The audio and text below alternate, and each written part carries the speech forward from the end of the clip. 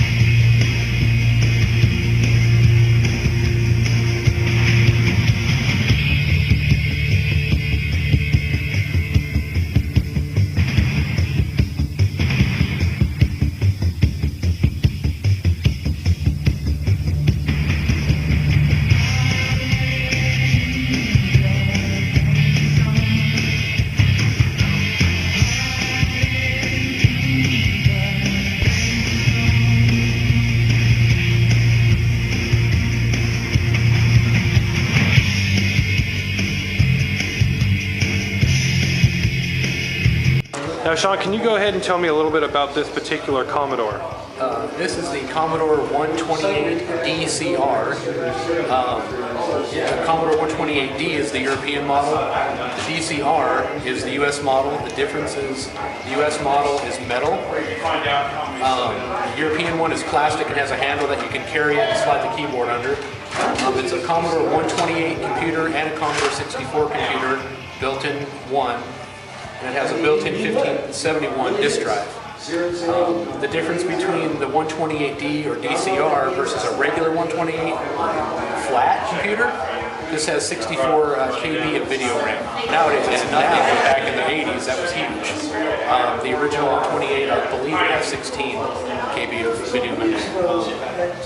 Right now it's in 40 column mode, but you can also do an 80 column mode. To do that, you have to flip a switch on the monitor, and then push the 40 column display button. I'm going to reset the computer real quick. And then it'll come up in 80 column mode.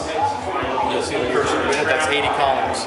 So again, back in the 80s, that was a pretty rare thing to have 80 columns across the screen.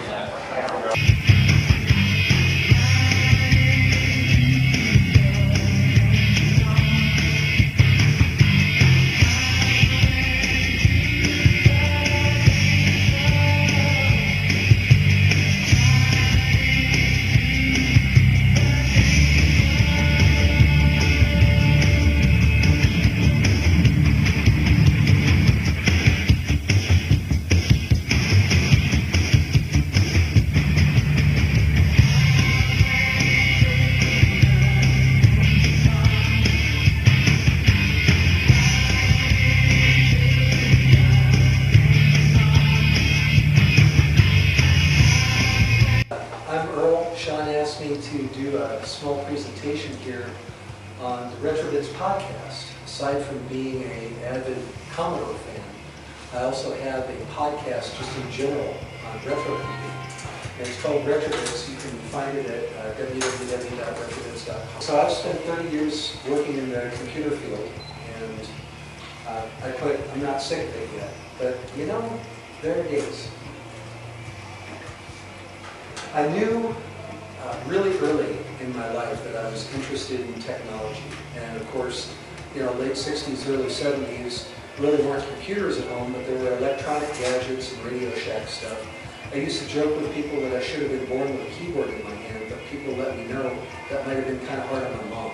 So, at which point I let them know I was Sicilian. So, ha.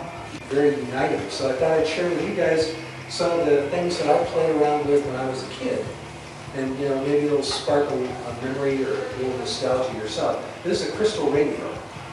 I was fascinated because you could put this together and it didn't need a battery for you to be able to listen to AM. And one of the first things that I did was I conned my dad into letting me hook it up to the huge antenna that he had on the roof for the police scanner. And oh my gosh, did I get like a million radio signals then. Chuck Peddle, personal hero. I mean, he's the dude who made the 6502 chip and also, designed the Commodore PET microcomputer, among other things. Because it had this funky little tiny keyboard that was hard to type on, and nobody wanted to play around with it because they didn't understand it. And I thought, well, if I learn how this thing works, I can have all the computer time I want. I'm going to go for that. So the Commodore PET, the original with the chiplet keyboard, very big deal in my life, and that's kind of what blasted me off into my long-term love of Commodore systems. And then the first computer I was able to buy, as William Shatner will tell you, was an affordable VIC-20 color computer, the wonder computer of the 80s.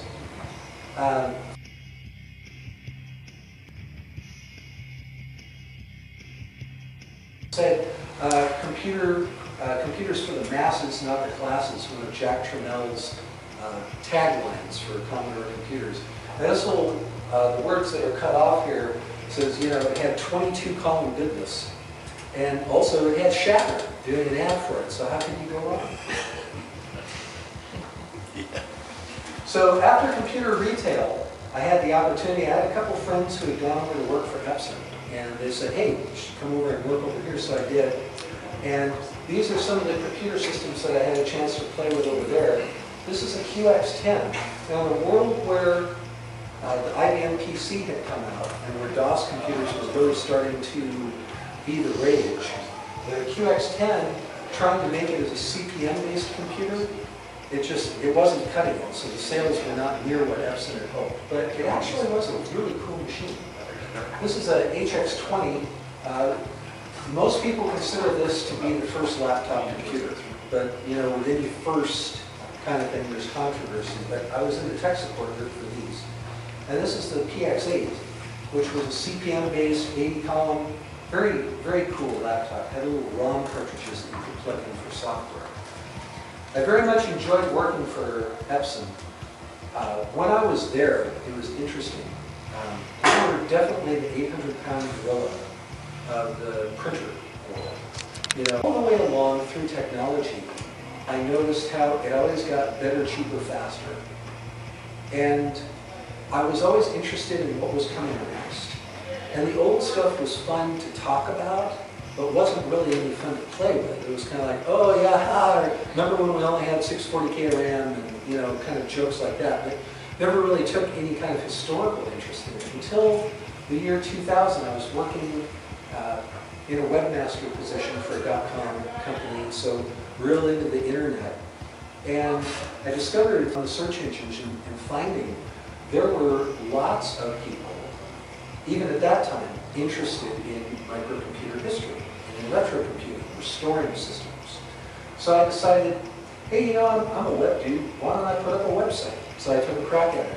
I registered retrobits.com, and much like the podcast that I do today, it was pretty broadly focused. It wasn't like a niche. Like there were some mail groups that were more for digital equipment computers, and some that were more for the old S100 bus CP/M computers. But there really was no venue that just dealt with retro computing across the board. So I thought, that's what I'll do. And I gave it a try, but it was really hard keeping up the momentum, and kind of hard getting material. And so after a while of taking a run at it, it kind of fizzled out.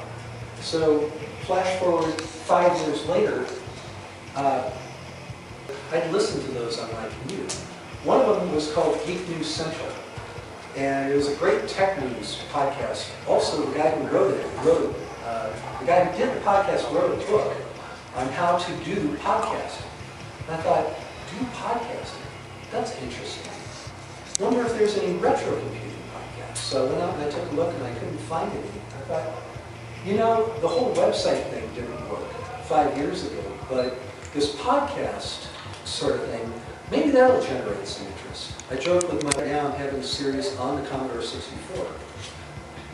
Sometimes I'll have the opportunity to interview people who were involved in computing back in the day or who are doing things now that are involved in retro computing and historical purposes. And also, occasionally I'll just cover a special topic, or just, you know, something random. I noticed that the whole concept of old software, is it legal to copy it? Computer Chronicles episodes of the show. And he gave me the okay, and while I, you know, had communications with him, I said, hey, by the way, would you mind being interviewed? And he said that would be good. Other people have, you know, kind of bounced me around. Like there was a friend of a friend who knew Bill Hurd, and said, you know, maybe he'd be interested in doing an interview. I thought, wow, that'd be fantastic. So it kind of varies. He, you know, at some point, as the show was moving past its prime, you know, Stuart Chaffee realized, hey, we've got the whole history of the computer world stored away on these tapes, or, you know, film or whatever, and it's just going to rot. And that's horrible.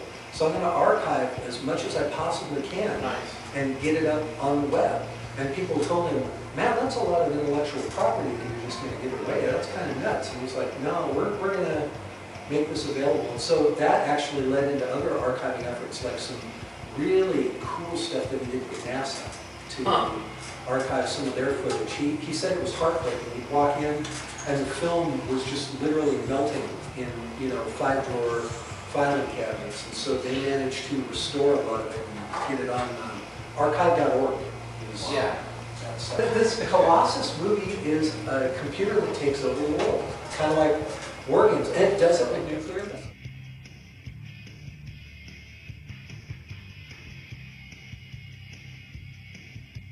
All right, guys, so join me again, YouTube. This is the Old Console Gamer, and thank you very much for having me out, Sean. It's been a pleasure.